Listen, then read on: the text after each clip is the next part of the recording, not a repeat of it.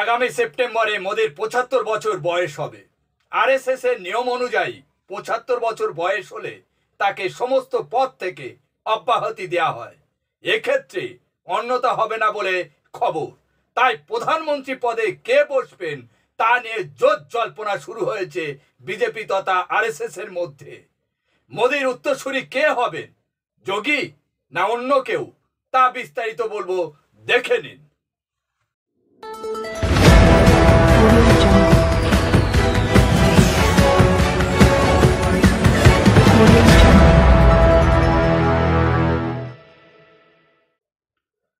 সবাইকে শুভেচ্ছা ও ভালোবাসা জানিয়ে আমি আফতাব হালদার আজ শুরু করছি দেশের খবর।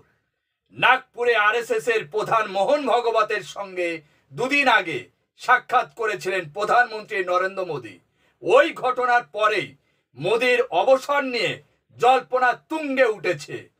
এই বছর সেপ্টেম্বর মাসে মোদীর ৭৫ বছর বয়স হয়ে যাচ্ছে। এরপর মোদীকে আর প্রধানমন্ত্রী পদে বসাতে চান না আরএসএস।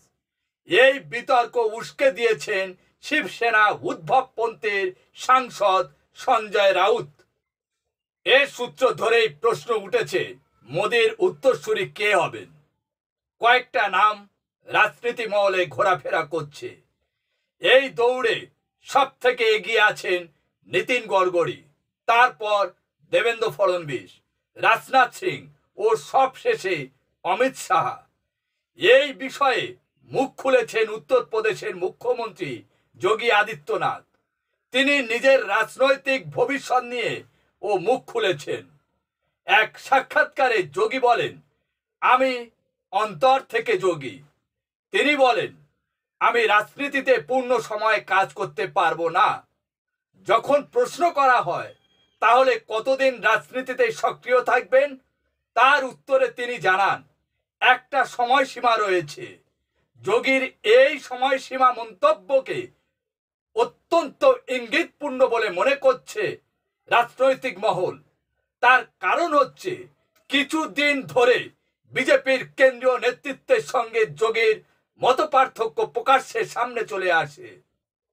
এই পরিস্থিতিতে যোগী যে রাজনীতির সময়সীমা উল্লেখ করে দিয়েছেন, তা কি দিল্লির বিজেপির নেতৃত্বকে কোনো বার্তা দিতে চেয়েছেন?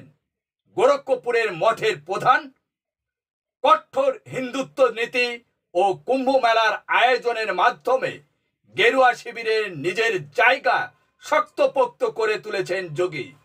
এরই মধ্যে বিজেপির একাংশ তাকেই মোদীর উত্তরসূরি হিসেবে দেখছেন।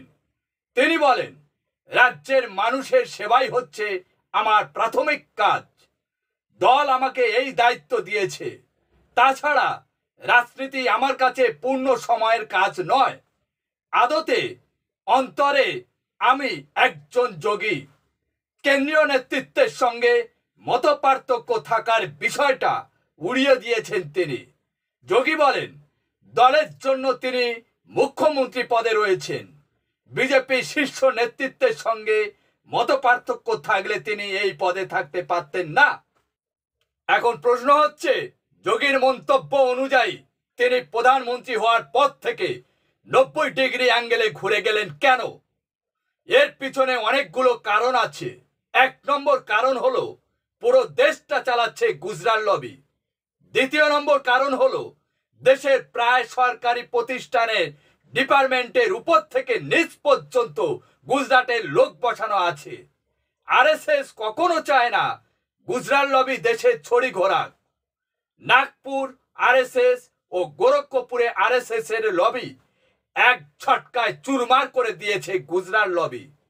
গুজরাট লবি আপ্রাণ চেষ্টা করছে যোগী আদিত্যনাথ যেন প্রধানমন্ত্রী না হয়।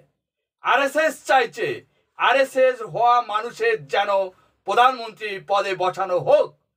এখানে মজার বিষয় হলো, আরএসএস কে চটিয়ে বিজেপি কোনো দিন ক্ষমতায় থাকতে পারবে না। তাই আরএসএস যেটা বলবে বিজেপি সেটা শুনতে বাধ্য। আজ এখানে শেষ করছি। সবাই ভালো থাকবেন, সুস্থ থাকবেন। Tata, bye bye.